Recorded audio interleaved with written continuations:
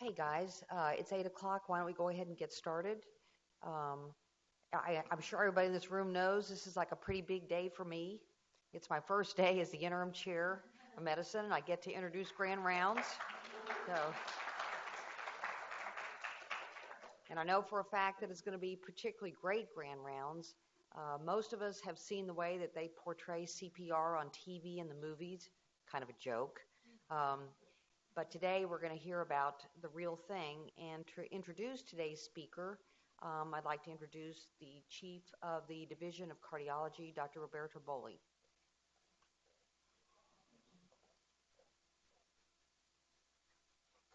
Thank you, Eleanor. Before I introduce our speaker, we have some exciting news to share about the Division of Cardiology. Dr. Stephen Jones, who is a PhD, is a professor in our division and one of my best recruitments over the last 23.2 years, has received the Outstanding Investigator Award from the International Society for Heart Research. Now, you probably don't know what this society is. It's the only worldwide organization devoted to cardiovascular research. It has 3,000 members in 5 continents. I used to be the Secretary General and then the President about 15 years ago. And actually, I created that award back in 2002. And it's a very prestigious award. It's competed by everybody around the world, as you can imagine. So this really denotes international recognition, and we are very proud of Steve. But there is a double whammy because just at the same time he was notified about this Outstanding Investigator Award, he was also notified that he will be the chairman of the Myocardial Ischemia Metabolism Study Section of the NIH, MIM. It's one of the major study sections where we send our grants. You can imagine it's a very high responsibility, high visibility job. And for us in Louisville to have a chairman for the next 2 years in this study section is just tremendous. So Steve is not here, but I want you to know that we have some great things happening here in Louisville. Yeah, let's applaud for Steve. Now, equally exciting is our speaker for today, Dr. Lorrel Brown, who, simply put, is a superstar. I think I could just stop here, but I want to give you a little bit of more information.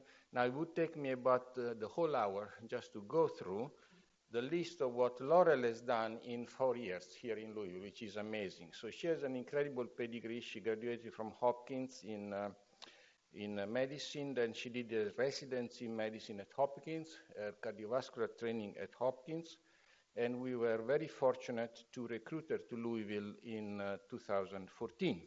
So she has been here less than 4 years, and what she has done is absolutely astounding.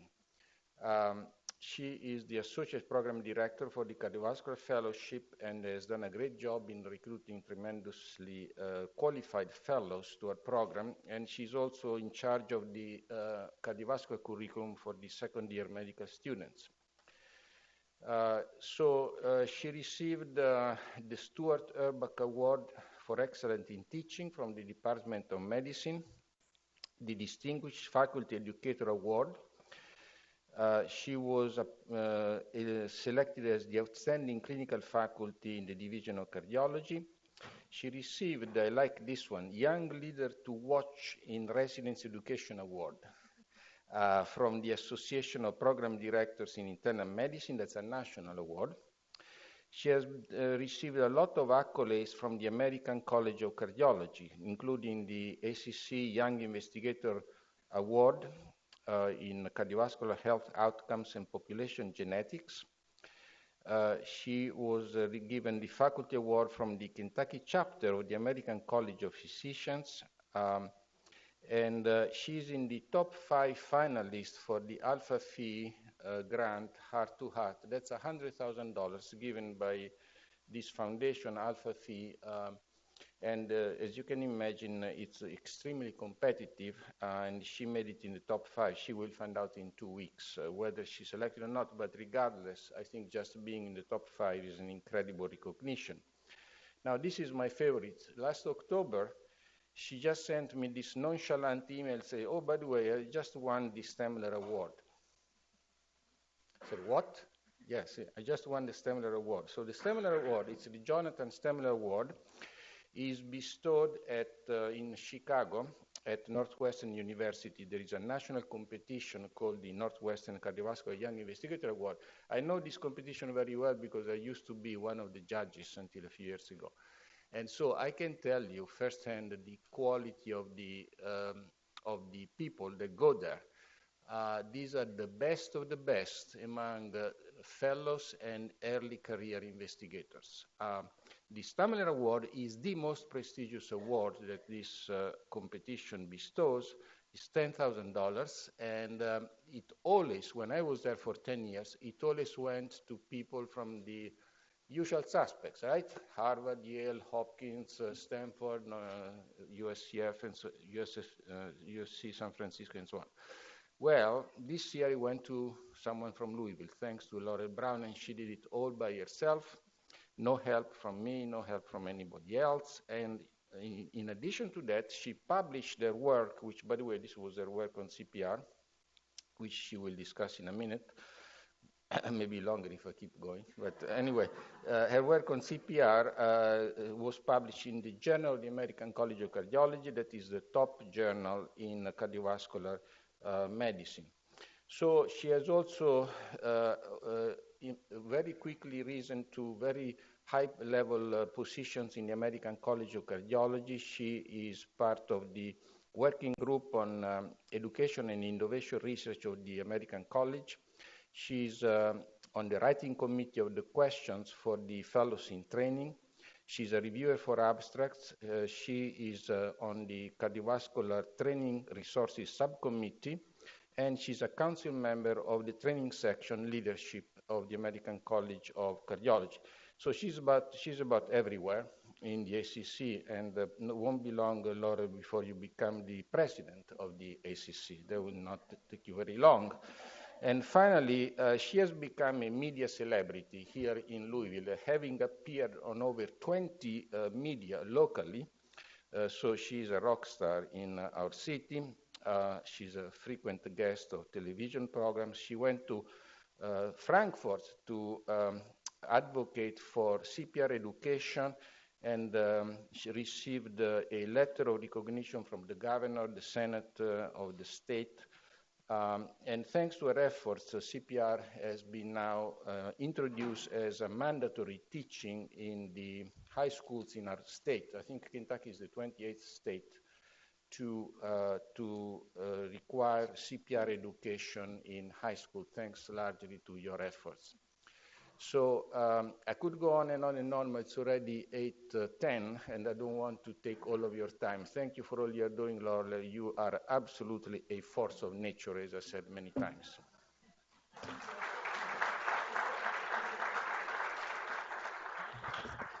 Woo, all right, that's embarrassing. Thank you very much. And I just have to correct one thing. I didn't do it all on my own. I've had so much support, and I've also had a lot of help from medical students and residents and fellows to do the research that I'm going to tell you about today. So I feel incredibly fortunate to be here at UofL and to have had the flexibility and freedom to pursue my passions. So let's talk about what I love talking about, CPR. But I'm going to be a little different than the last time I spoke to you at Grand Rounds. The last time I was here, I think it was 6 months into my faculty position, and I was asked to give Grand Rounds. So I sat down one day and spent 12 hours writing this lecture on ACLS and the evidence behind why we do ACLS. And that really is what prompted a lot of the work that you're going to see today, because I'm going to take you through the last 3 years and what we've been able to do. So we're going to talk a lot about cardiac arrest. I'm going to focus on out-of-hospital cardiac arrest today. We do a lot of work in hospital, and many of you, we've been at codes together or mock codes together. You're welcome. But today I'm going to focus mostly on the arrest that happens out in the world. We're going to talk a lot about best practices and the gaps between what we know we should do and what we're actually doing. We're going to also talk about the retention of CPR skill. This is what I spend a lot of my time thinking about. How can we make people retain that skill set? And then I'll tell you about the ongoing efforts that we and others are doing to try and improve this CPR skill in the public. So here's the problem. Every year, there are 350,000 out-of-hospital cardiac arrests in the United States alone, and about just as many in Europe, where we also track them. Survival is very poor, somewhere between 11 and 12%. That's going up slightly over time, but that's still abysmally poor. There is up to 5-fold geographic variation in the rates of survival from cardiac arrest. So if you live in Seattle, you basically can't die from an out-of-hospital cardiac arrest. I was in a wedding there, and one of the other bridesmaids came in to the wedding and said, "Oh, you'll never believe what happened." She was getting donuts for all of us, real healthy, all the doctors that were in that wedding. And someone passed out. They were not dead. They had a pulse, but some bystander said, "I know what to do," pulled him to the ground, started doing CPR, literally on an alive person. So in Seattle, you're not allowed to die from cardiac arrest. But in other places, the survival rate is as low as 3%. So there's this huge discrepancy based upon where you live. I see this as an opportunity. So if we are able to increase the survival from out-of-hospital cardiac arrest by just 1% every year, that translates into 3,500 people who go home to spend the holidays with their loved ones. And this is really what drives me. A very small incremental change has a large absolute impact. So in order to improve survival, we need to first find what are the factors that influence survival and which of them can we change. So I like to lecture interactively, as the residents know. Can anyone tell me one characteristic of either the patient or of the arrest itself that might influence survival? Witnessed versus unwitnessed, absolutely. If you're in your bathroom when this happens versus if you're in the mall. What else? Okay, good. So if they get defibrillated, absolutely. So early defibrillation, that's why we've done all this work to get those defibrillators into airplanes and out into the public. What about whether or not you need defibrillation? So shockable rhythm versus unshockable rhythm. That's going to give you a huge discrepancy in whether or not you survive. What other factors might you think influence survival here from cardiac arrest? Age, absolutely. So the 24-year-old who has a lot of reserve versus the 84-year-old, absolutely. Anything else anyone can I didn't bring candy. I usually throw candy at the residents, but yesterday I lectured on preventive cardiology, so I feel like a hypocrite if I were to bring candy and throw them. So good, you guys got a lot of them. So witnessed, shockable rhythm. If you actually have return of circulation in the field, you're much more likely to survive. Of course, that makes sense. Public location is important. We talked about that. And then under patient characteristics, we have age, and then not surprisingly, gender and race. As usual, they influence survival. I've bolded here the only 2 factors that we can do anything about. I can't control where you have your arrest and if anyone is with you or not, or what mechanism of arrest you have, but we can impact the time to defibrillation by having AEDs out in public, and I can influence whether or not you get bystander CPR. So these are the 2 factors that I spend all of my time thinking about and trying to influence. This is an old study, but I like it. It has sophisticated math, but it gives me a really nice tag phrase that I can use when I'm speaking to the public. So this is retrospectively looking at people with out-of-hospital cardiac arrest and just characterizing the time from collapse to CPR as less than 5 minutes or a bit more than 5 minutes. And then the time from collapse to defibrillation, obviously for shockable rhythms, less than 10 or greater than 10 minutes.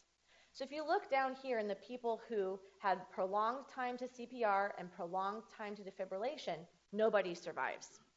But on the flip side, if you look at people who get early CPR, and I don't even know if I'd call that early defibrillation. 10 minutes is still a long time. But earlier defibrillation, those people have a much higher rate of survival. So through fancy math, the authors here came up with this statement. There is a decrease in survival by 8 to 10% for every minute delay after collapse to CPR and defibrillation. So this is what I like to tell people. Every minute delay, 10% decrease in survival. 10-minute delay, 100% decrease in survival. So this is what drives, again, the work that we're doing. So there's another problem on top of this. I've already told you we have a lot of cardiac arrests and nobody survives, and I've depressed you. Well, let me tell you another problem. We know that bystander CPR improves survival. That's been shown time and time and time again. But as you might expect, the overall rate of CPR in this country is pretty low at 31%. That's the average across the entire country. And once again, there is a lot of variation in this rate of bystander CPR. And the variation in the rate of bystander CPR exactly correlates with the variation in survival. So we have this very tight relationship between bystander CPR and survival from cardiac arrest. So this is a more recent paper. On the x-axis you have, this is a by county level in the U.S., the rate of bystander CPR, so the percentage of the arrest victims that get CPR. I can tell you, I'll show you this data later, in Jefferson County we're around 15%, which is very poor. And then on the y-axis is what we really care about, neurologically intact survival. Who cares if your heart is beating and you can even breathe a little bit on your own? We want you to be restored to full function. So as you can see, there's a nice linear relationship. The more that the bystanders are giving CPR, the better your chances of survival. I'll show you the scale. This is still pretty low overall, but there is a tight relationship here. So when we look at the predictors of who actually performs CPR, this is asking people who had performed CPR, what are the factors that exist that may have influenced you doing CPR? Being trained in CPR gives you the highest odds ratio of actually performing CPR. I know this seems obvious, but it's nice to have data to show that what I'm doing actually matters. So if we train them, they're much more likely to perform CPR. Okay, great. So now I've given you the introduction to all the grants that I ever write. So again, I see all of this as an opportunity. Bystander CPR, the most modifiable factor influencing survival from out-of-hospital cardiac arrest. CPR training is the strongest predictor of performing bystander CPR. So, therefore, A plus B equals C. If I can increase the rate of CPR training, I'm probably going to improve survival from out-of-hospital cardiac arrest. The American Heart Association has set a goal for us to increase our rate of bystander CPR in the U.S. from 31% up to 62% by the year 2020. We're like 2 minutes away from that, and it's not going to happen. So there's a lot of work to do, but again, thank you, AHA, because this gives me reasons to write grants and to do the work that I do.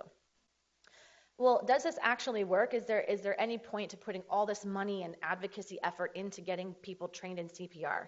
Well, as usual, the Scandinavians are ahead of us when it comes to resuscitation.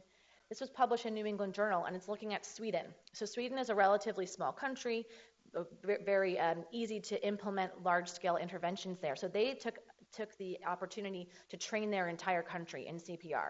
And so you can see that over the course of time, this in the red line is showing you the number of people trained in CPR, just pure numbers.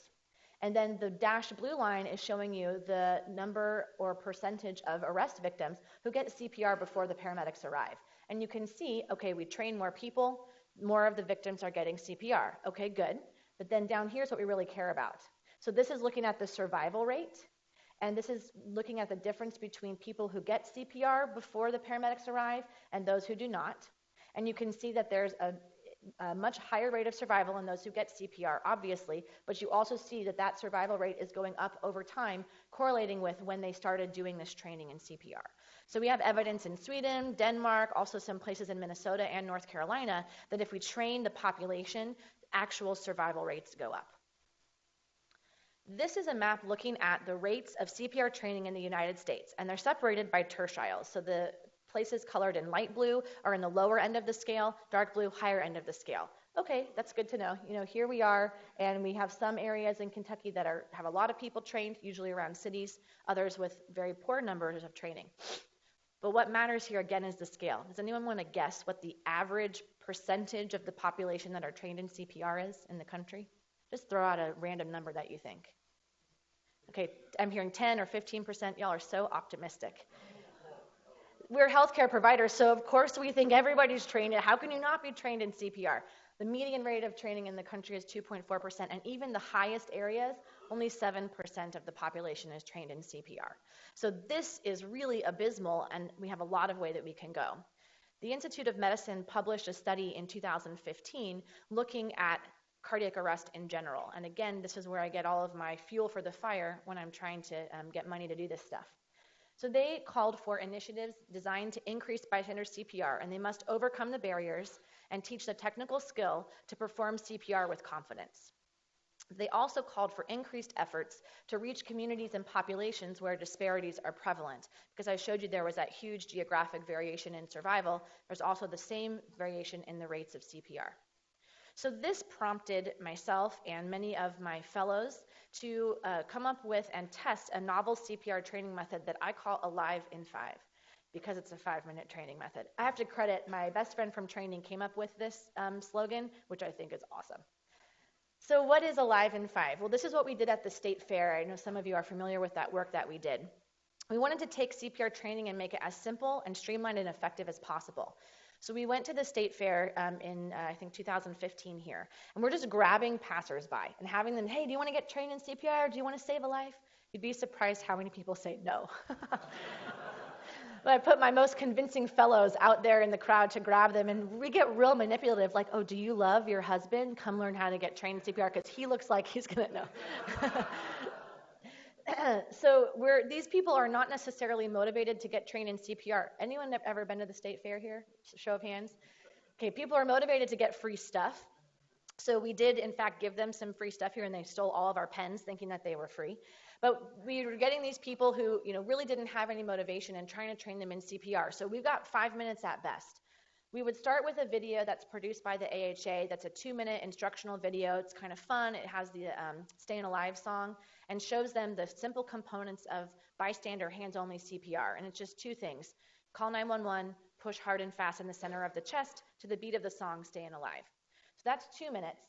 Here I have this column showing you the sensory modality that we're hitting, because one of our theories is that we need a multi-sensory training that really encompasses all of your senses, because that actually promotes your retention of skill and learning. Then they do the CPR practice with active coaching for 2 minutes. This is tactile. We used real physiologic mannequins, and this device actually measures the rate and the depth of their CPR compressions. And then after they had practiced, we had them do a 1-minute timed CPR round.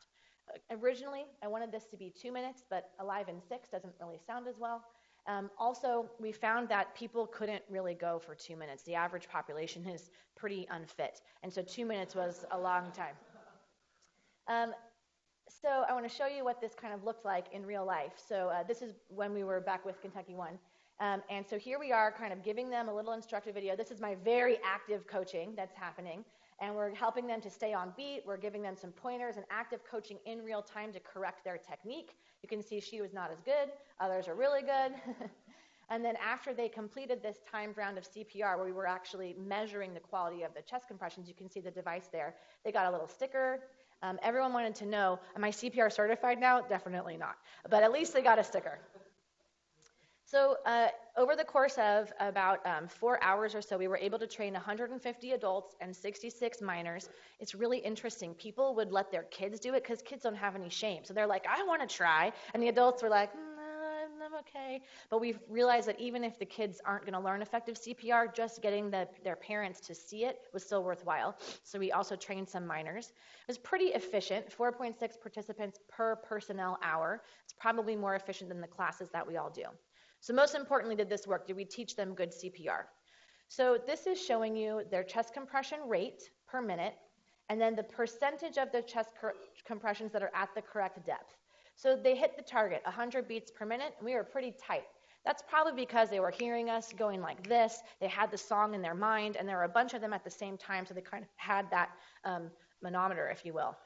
The percentage of chest compressions that were at the correct depth, we chose 70% as our cutoff because it turns out that's what healthcare providers do. We get about 70% of the compressions at the correct depth. And you can see that although there was a much wider spread, our participants pretty much hit that mark as well. So in 5 minutes, we taught them how to do effective, high-quality CPR. But we also were testing out whether or not this strategy of going to the state fair successfully targeted people from those areas with low rates of bystander CPR. So we got to do some fun population stuff. This is Jefferson County, and we actually have a registry for our cardiac arrests here in the county. And these are by zip code, the rates of bystander CPR at the time the study was done. So in yellow is below national average, between 0 and 30% of arrests get CPR. In blue is between 31 and 61%, so better than average. And then in orange, if you go to DIE, please go to 40209, because that's where they have greater than the aspirational goal of 62% of arrests get bystander CPR. Low numbers, of course, but this is just showing you kind of the rates of bystander CPR here. Each red dot is one of our participants at the state fair. So not all of our participants were from Jefferson County, but those who were from Jefferson County, about 77% of them came from areas with low rates of bystander CPR. So by us going out into the community, instead of asking them to come to the Red Cross to get trained, we successfully targeted people from those areas where we want to get. This prompted us to do a lot of work. I spent a lot of time teaching CPR and yelling at people. So we took this training technique into the lobbies of hospitals across the state to teach people as they were coming in and out to see their loved ones. Of course, we got to go to the basketball games, which was a total thrill because I love a microphone. And then we also, as Dr. Boley mentioned, went to the state senate, and we were teaching some lawmakers here how to do CPR. And through these efforts, we've probably are closer to almost 2,000 people that we've actually trained hands-on over the last many years. And then we've done a lot of media campaigns, so millions of people have now heard the message of bystander CPR. So we're really proud of that work, but now we're trying to move this into bigger scale. Dr. Boley mentioned a little bit about CPR in high schools. So we want to transition out of the public arena and talk about why we're going into high schools and what we're doing there. So over the past many years, there has been this enormous push to get legislation passed to require CPR training in high schools before you graduate. So you can see that this has really taken an upswing, even between 2010, not that long ago, and now. It's like a trend. It's a total fad. So all the states that don't have a law are feeling really left behind, and we're at 38 states right now that have a law requiring CPR training, and it will be 50, there's no doubt. So myself and then two of our medical students, Carlos Leans and Travis Carroll, decided that we wanted to know, though, what are these laws and really what's happening on the ground level. So it's great that we have all these laws passed, but does it actually matter? Oh, first, let me tell you some numbers. So we have 16 million high school students in the U.S. 82% of them live in states with a CPR law right now, so that's great. But that means, if you do all the numbers, that every year 700,000 students, almost a million, graduate without being trained in CPR. So that's a huge missed opportunity and an easy place for us to get in there and train people. Well, first let's ask why high schools. Well, they're a captive audience, and pretty much the majority of the country has to go through high school, right? So it's a great area and way to kind of reach everybody in the country. This is important. There's also the potential for repeat exposures. So we can train you once, but you're still a captive audience because usually we train freshmen. So we have the opportunity to maybe train you again before you leave high school. And I personally think that's really important. So the questions that we set out to answer, and this is the work that we were able to publish in the Journal of American College of Cardiology. First of all, we want to know what the laws actually say, right? Because each state has a slight variation. So we wanted to characterize the laws themselves to understand what is the requirement.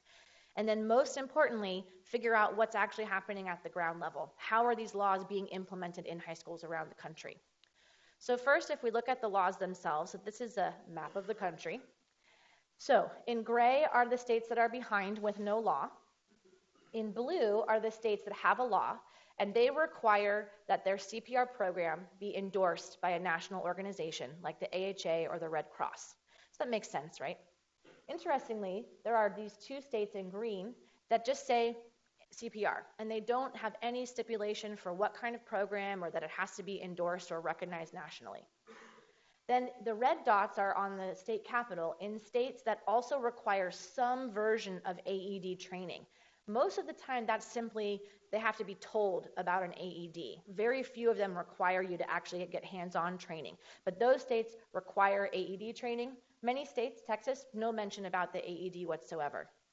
And then finally, what I think is really important, the states outlined in red, which there are only very few, require that your instructor be a certified instructor.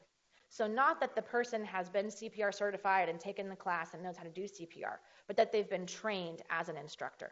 So very few of the states have that requirement. Basically, anybody can teach CPR. So if we break this down graphically, here's showing you the states where the training method is specified. Again, in blue, has to be nationally recognized. This one, this 3%, these are the guys over in Alabama. This is an old law, and they require all their students to get, quote, full certification, which, as you all know, takes about 4 hours or so. So that's interesting. They're the only state that requires full certification. And then here, again, what I think is so important to highlight is that only 8% of the states require that your instructor be certified to teach CPR. So, okay, that's what the state laws say. What are the schools actually doing? Oh, I'm sorry, I forgot to tell you this first. We know that there's a huge difference in CPR laws. There's actually at least 5 different methods that are endorsed by the American Heart or the Red Cross Association. The mannequins you use vary from this low fidelity inflatable pillow to kind of creepy to very high tech. This is the brain highlights when you get good enough CPR to have brain perfusion.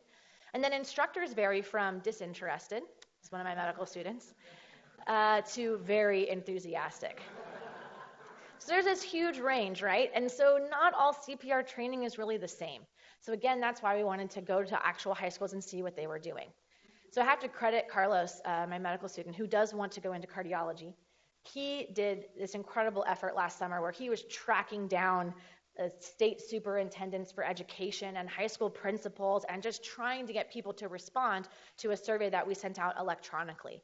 So we were able to get survey respondents shown in yellow dots from a pretty good spread across the country. Some states actually totally refused to send our survey out to their high schools, but many others were. Seattle, I told you, Washington's real keen on CPR, so they were like, yeah, we want to brag.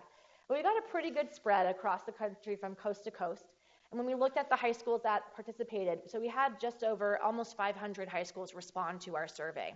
And most of them were public schools, but they were split about 50-50 between urban and rural areas. So this is a pretty good representation of high schools in general in the US. So we think this data can be extrapolated to represent the country. So when we asked them, what are you actually doing? How are you training people in CPR?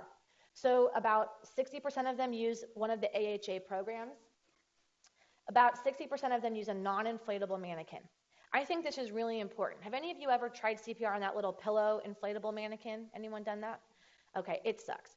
It really doesn't feel at all like a real human chest. And so although it's cheap, those mannequins cost about $40. The more physiologic mannequins cost anywhere from $250 to $400 each. But they are much more realistic for the chest. So I think this is really important when we're developing motor memory, motor skills. Again, about 60% of them do teach some form of AED training.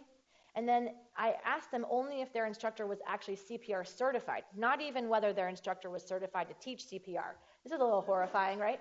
Some people that aren't even certified in CPR are teaching the high schoolers how to do CPR. Not that it's a really complicated skill, but you do need to know something about it in order to teach it. So that's what was actually happening with boots on the ground. So if we take a look at this, what I conclude is that there is some variability in the laws, despite these very simple recommendations from the AHA. So AHA says your law should teach people to recognize the need to start CPR. It should teach hands-on CPR. You should actually practice. And then it should teach something about the use of a defibrillator. Those are the only 3 recommendations from the AHA.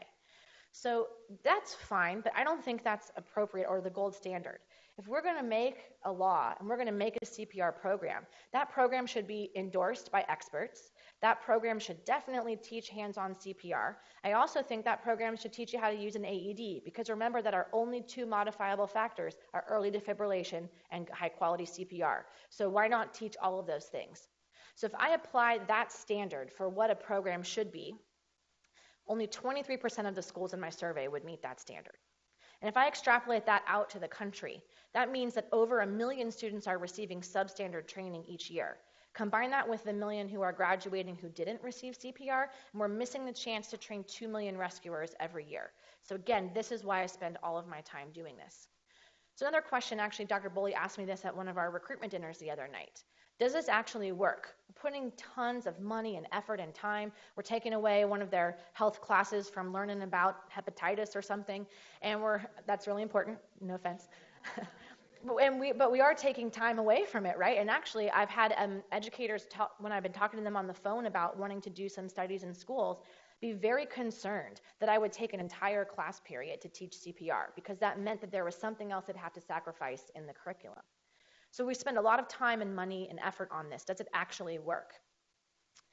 So these are my wonderful medical students that we got to have a lot of fun going and doing some research a couple of springs ago. I work with a foundation in town called Start the Heart, which is a nonprofit started by one of our colleagues over at Baptist, Bill Dillon.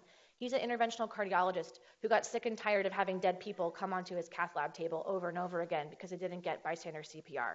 And all of us in the room who take care of these patients feel the same way. It's really, really discouraging when you have a 24-year-old kid who dropped dead at the dinner table and no one did CPR on him. That happened just a few weeks ago. So Bill started this organization before we had a law to require CPR training in Kentucky and just said, fine, we'll do it. We'll train everybody. And through Start the Heart, we've trained over 30,000 people in just a few years.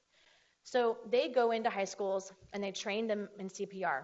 So I went back into those same high schools in the spring to test the skill retention for students who are being trained in pretty much the usual manner that most high schoolers in this country are being trained on.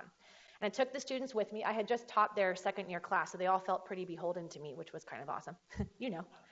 And we had a lot of fun. In fact, some of them were saying they were going to do Yelp reviews of all the cafeterias of the high schools we went to. And we were in the gyms. We played basketball with the students afterwards. It was just really a wonderful time. So we took real mannequins, physiologic mannequins, and our CPR recording devices. As a little aside, just for all of the people in the audience who want to do research, I had no budget for this at all. So I somehow managed to buy one of these devices. It cost around $900. And then I got the rep to let me borrow 4 other ones for the sake of the research, and then gave them back to him afterwards. These we borrowed from the Sim Centers, free labor. And, and then I bought them all lunch. I did buy them lunch. So we went into the high schools and we checked the CPR skill retention. Now, a few important things. These students were trained on those pillow mannequins that I showed you before, the inflatable ones, because that's what's affordable. And we went in and we tested them on these mannequins. And we tested them. Some schools had been trained 3 months prior, and some schools had been trained 6 months prior. I'm just going to show you the 6-month data because that's longer than 3 months, but it's pretty much identical to the 3-month data. So this is looking at the percentage of individuals who achieve the recommended rate. I put it that way because if I just show you the average chest compression rate, that's of course going to be right around 100 because most of them are going to get there. I think what really matters is what percentage of the people I train are trained well. So this is actually a new metric that I'm proposing that we use to evaluate CPR training methods. So what percentage of them do appropriate chest compressions? So shaded in gray are the people who are between 100 and 120 beats per minute, and that's only a total of 30% of the students did chest compressions at appropriate rate 6 months after they were trained. Then if we look, this is really interesting. These are the percentage of chest compressions at the appropriate depth.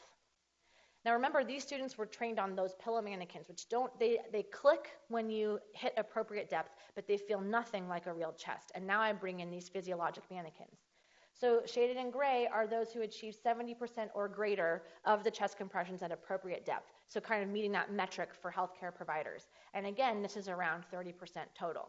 What's interesting here is its bimodal distribution. Either you got it right, or you're totally terrible at CPR, right? We have a lot of hypotheses that were generated because of this study. For example, are these the tiny freshman girls and these are the bigger guys? Are these the people who care because they have a grandparent with heart disease, or they're Boy Scouts, or they're overachievers? We don't know what makes a difference between these two things. Or are these the people who were asleep because these are the morning classes and these are the afternoon classes? We did see a real big difference as the day went along about how engaged the students were. So we have generated a lot of hypotheses about what leads to skill retention, and that's one of the things that we want to study. Because right now we're just shotgun approach teaching everyone in the country. But if we can identify those who are actually going to retain the skill set, maybe we just train those people and tell the rest of the people, no thanks, but I don't want you on my CPR team. All right, so over the past many years, we have had a lot of research and study that tells us what to do, what are best practices when it comes to cardiac arrest. So we've learned about bystander CPR, hands-only CPR, which was totally revolutionary. Hypothermia, which we do in the CCU, but has nothing to do with what happens out in the world. Public access defibrillation, and then CPR laws. So we've done a lot of work. We know the research. That has translated into advocacy efforts, and that has given us all of these laws.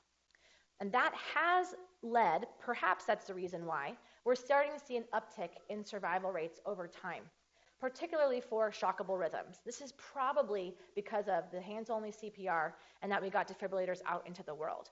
So the survival is kind of going up, but it's still really poor. At very best, your survival is around 30% from a shockable, witnessed rhythm. In other places like Scandinavia, these people have closer 40-45% survival. So we haven't really caught up to this. Now, I will take a step back and say they're dead still. So any survival is still good and impressive, but we can do better than what we're doing right now. So when it comes to surviving cardiac arrest, we have the science. We know what to do. The problem is in implementation. We've started to focus on teaching the public because we need to mobilize this army of layperson rescuers. And we really need a lot of advocacy efforts to get these laws passed. So what are we going to do next? I've shown you the work that we've done to basically characterize where we're at, how current CPR is being trained currently in this country, but we think that we can do better.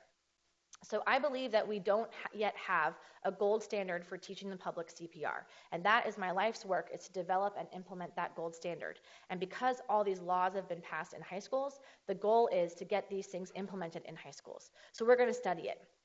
I actually have, since doing all this work, further developed our CPR training method. So I showed you about Alive in 5, this 5-minute method. But there is a really cool development, this thing called Lifesaver, that I am going to show you next. So Lifesaver was developed by a filmmaker in the UK. And this filmmaker, let's see, where did I put it? So this filmmaker created these films, and actually not this one, but one of the other scenarios, Daisy Ridley, who's the star of the Star Wars films. This was her first acting, like real acting gig, so that's kind of fun.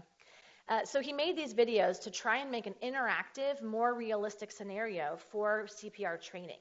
His goal was just to have something that you could watch on your laptop or on your phone to teach people CPR. But I think a combination of this very exciting video, which I'll show you, that's interactive, plus my 5-minute hands-on method is probably the best way to train people. Remember I talked to you about that multi-sensory training where we wanted to engage people visually, auditory, and also with their tactile skills? This video adds another level of heightening the emotion and making it relevant.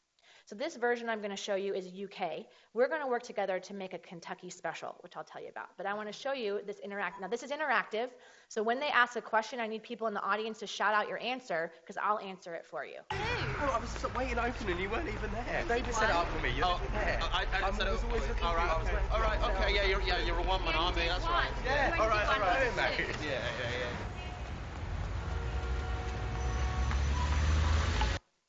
Well, whoops. Yep. Do you not have to No, start? not at Gloria, all. You've just made that up. What are you talking about? Stop being serious.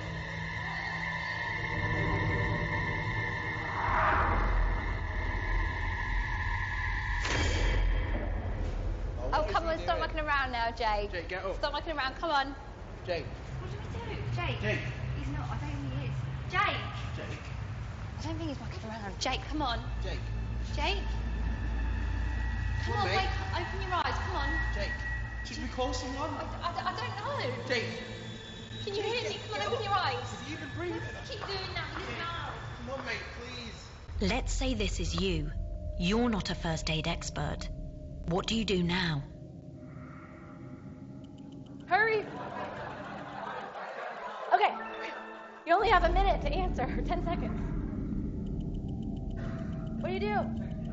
Okay, this is also UK rules, just FYI.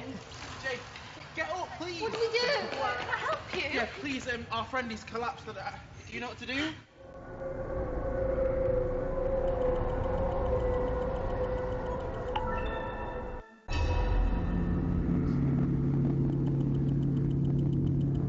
Shoulders to face, shoulders to face. Shoulders, okay. Hello, are you okay? Jake. Jake. Hello, you all right? Hello?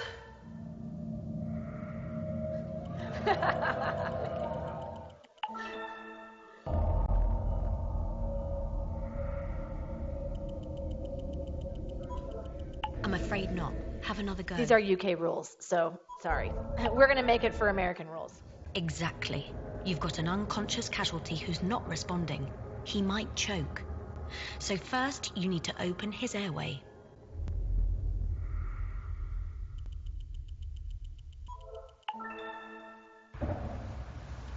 Jake, please. Jake!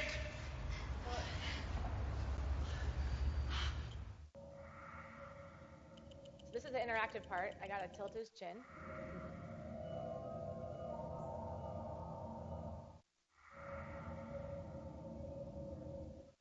That's right. And see how you've got your fingertips under the point of his chin? Now you've opened his airways so that he can breathe. What's next? Again, these are old UK, that's why we have to redo it, so I'll just help you. They're like, I don't know, we don't breathe for people. No, have another go. Not at all. 0 seconds. Is he breathing normally? You're right. Jake's not breathing. When someone has a cardiac arrest, they may hardly breathe at all, or they may take occasional, slow, noisy gasps, like Jake's been doing. This is not normal breathing. So what do you do now?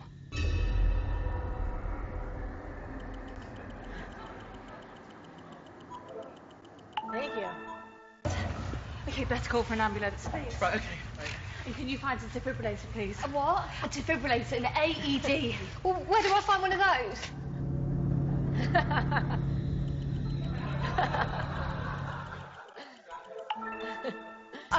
You looking for a station or a shopping centre, somewhere public? Yeah, there's a shopping centre around the corner, but what do I look for? So this is in the UK. I don't actually know what it looks like in the UK. Not This one? quite. Nope, I guess this. Have another. You're looking for a metal box saying AED or defibrillator. It's usually got a heart with lightning through Right, it. I'll see what I can do. Okay. Hello, ambulance, please.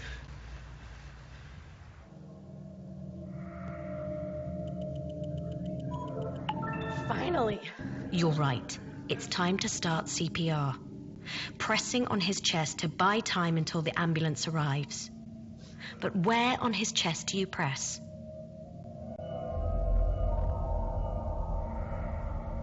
Anyone? Here? Here. Here.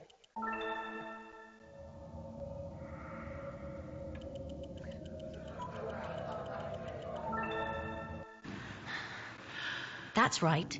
You put the heel of your hand in the center of his chest with the other hand on top. But how do you push? Anyone? No one knows what centimeters are here. Okay.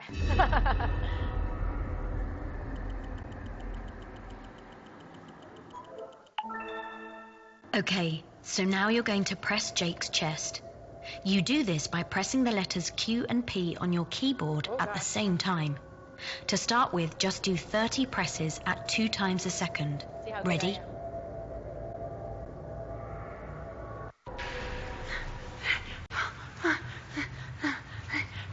All right. So you get the idea of the whole thing. I'm going to stop there. This, I think, is really exciting. I know we all laughed, but that's because you're experts who know how to do CPR. And if you've never seen CPR before, you don't know what to do. Oh, whoa. Still ticking. Okay. Quickly, please. Nope. Okay, thank you. We're going to be done with that. So if you go through that whole scenario, basically Jake will survive and the paramedics will arrive and then you feel like a hero. So he's made 2 different versions of this, my collaborator. One is like this. The other is actually a virtual reality that's in the headset. And so you're in the role of the rescuer, and you can look around you and really get fully immersed. So he's done some cool data looking at heart rate when people do this. And if you have heart rate with just a regular CPR class, it's just normal. But when people are watching this and responding, their heart rate goes up, they're feeling more stressed, and that's actually good for learning. So what we want to do is make a combination of my Alive in 5 method, but employ a video. It will be modified so that it's hands-only CPR with the US standard. And obviously, they're going to be speaking real American instead of British English. Because, I'm imagining a 14-year-old high school freshman in Kentucky needs to be something that they can identify with. So we think by making a combined version, a slightly shorter video that's going to keep their attention span, the vision is that we create this video that they still have to make these choices to reinforce what they've learned about CPR, but then they're going to actually have to do the real CPR while watching the video. And what I want to do is make this like a video game competition where you have 5 students lined up in the front of the classroom with their mannequins. And so there's that competition between them and everyone's yelling and go, go, go. And we see who's the best at doing CPR in the class. We can maybe even have this become something on social media where the high schools are competing with one another for how good of rescuers are they. So really trying to get at that teenage mentality, the teenage attention span, but still combine this good emotional method with that real hands-on tactile skill set. So that's what I'm working on right now, hoping that I get the grant Dr. Boley mentioned in order to have the money to make this film. Also, if anyone in here wants to star in the film for free, please let me know. The victim is the hardest person because you saw his chest moving. They actually have to do that themselves and time that to 100 per minute, which is actually pretty difficult to do. So we're really excited about this possibility, and we want to study this head-to-head with a normal CPR training that you would get in high school, like the Start the Heart I told you about, where they learn CPR, and that's still good, but I think this will be better. And if we can create something that is free and easy to access for these high schools around the country, I think we're going to be able to improve that CPR skill retention rate. So in our study, we're going to go back into the high schools at the end of the year and see how well they've retained the skill set and compare the two different methods. The other thing that we really need to know is if this legislation that we've spent so much time and effort passing, if this actually translates into improved rates of survival from cardiac arrest. And that will take time, of course, to translate. So I just want to take a minute to thank all of the people who have made this possible. It really was a group effort. I think, again, for maybe students or residents in the room who have a project they want to do and have no money, don't let that stop you. I just beg, borrow, and not steal, but beg and borrow to have people support this work. And we've been able to do some really cool stuff, and we've been fortunate to have it published in some high impact places. This is something that matters, and I think it makes sense to all of us. So we're going after low hanging fruit, and I have a lot of people who are helping with it. Thank you for your attention.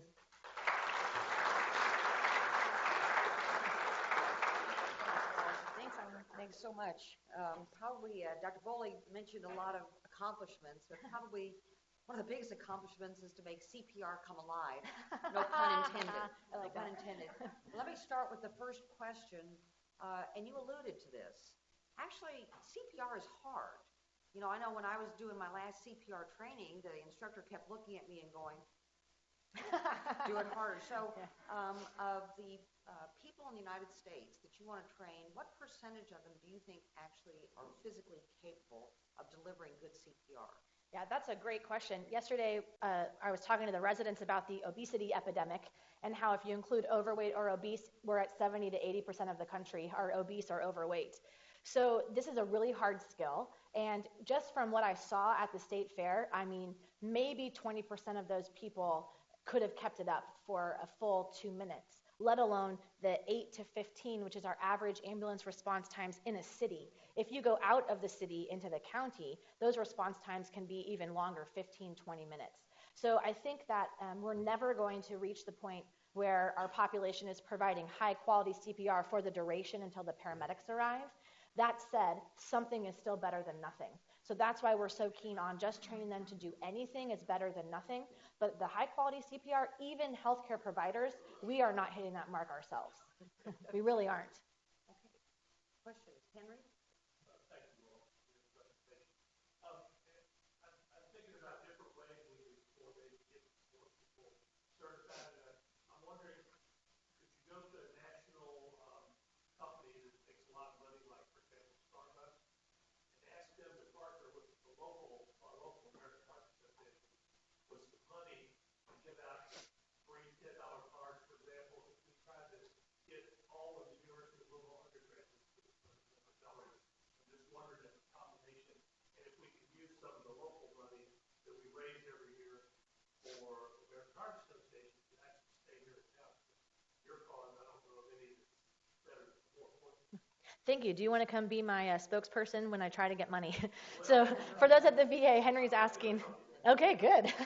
Henry's asking about really motivation. How can we motivate people to get CPR trained, and can we leverage something that everyone likes, like a $10 Starbucks gift card, to make this more appealing? I'm thinking a lot of things along those lines and open to all creative suggestions, but I do think this is an area where partnerships with large companies, organizations, and it's easy for them to let their employees get trained in a day, for example. So I think what my responsibility is to come up with a better method of training that's interesting and engaging and efficient, and then we can try to collaborate with people, organizations, to get this done on a wide scale. That was really fun, Lorrel, and I really like how you combine kind of this community service with research. It's very deeply done and creative. I want to know what you think about how the opioid epidemic is changing the landscape of CPR, It's a great question, especially relevant to here. So for those at the VA, Andrew's question is about the opioid epidemic and how that's changing the landscape of CPR. Certainly everyone in this audience who works in this hospital knows that a lot of our cardiac arrests or found down patients have now become because of opioid overdoses as opposed to because of massive MI that leads to VF arrest. I think we're just on the tip of understanding that, and we don't have the epidemiologic data yet to tell us what shift there is, first of all, in etiology of arrest, because I think over the next many years, we're going to see, at least in pockets of the country, that our number of PEA or asystole arrests, our percentage goes up. Unfortunately, that's still the majority of arrests are asystole and PEA. VF and VT is down, probably because we've done such a good job with our prevention measures. So I think that's going to potentially confound and drive down our survival rates. But then speaking to how that changes how we train the public, I can mostly speak to how EMS is affected, emergency medical services. Narcan is just the first thing that anyone does at all when someone is found down because of this opioid epidemic. In fact, in our own response here in the hospital, we've recently changed our policy so that the team that goes from the ER to, like, let's say you have a patient family member in the bathroom and they're found down, so we send a team from the ER up to grab them. They now can carry and administer Narcan even without a physician present because of this exact reason. When it comes to the lay public, I think I'm still focusing on training them in high quality CPR, because whether or not they're down because of opioid overdose and their PEA versus VT, the CPR is still going to be effective. So I don't know what the epidemiology is going to show. There are young people that are having this happen a lot of the time, so maybe the survival won't be impacted, but I'll leave that to others to do fancy models to figure that out.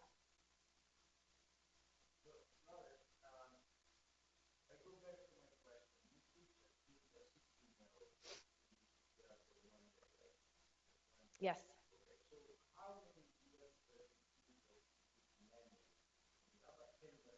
Yeah.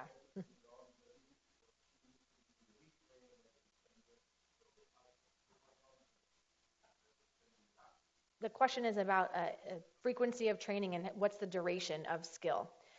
You are hitting a very important question that we don't know even for healthcare providers. So everyone has to get recertified every 2 years, as you know, in ACLS. That is totally made up. So the people on the resuscitation council at the AHA literally sat in a room and said, that seems reasonable, maybe not too burdensome, but not so infrequent that you forget. But if you actually take healthcare providers, train them in CPR in one room, have them walk across the hallway into the next room and do CPR, the study was done, only 70% of them are going to do CPR correctly. So we don't actually know the answer to how long can you remember CPR, and I guess more importantly from a policy perspective, how frequently should we train them? So in the study that we have proposed, we have a nested sub-study where we have one of 3 refreshers that we would do in the middle of the school year. Refresher number 1 is no refresher. Number 2 is you just watch a brief video to remind you. And number 3 is that you actually practice again. And we're going to see if there's any difference between those. Now that's still a short time frame. That's a refresher, 4 months into a school year. But the bigger question we don't know, so I want someone to give me money to study it. I really enjoyed that talk. Thanks.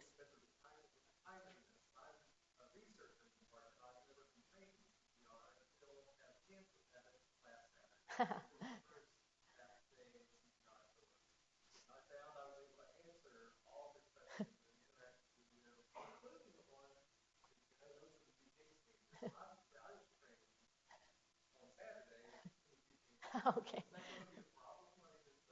Right.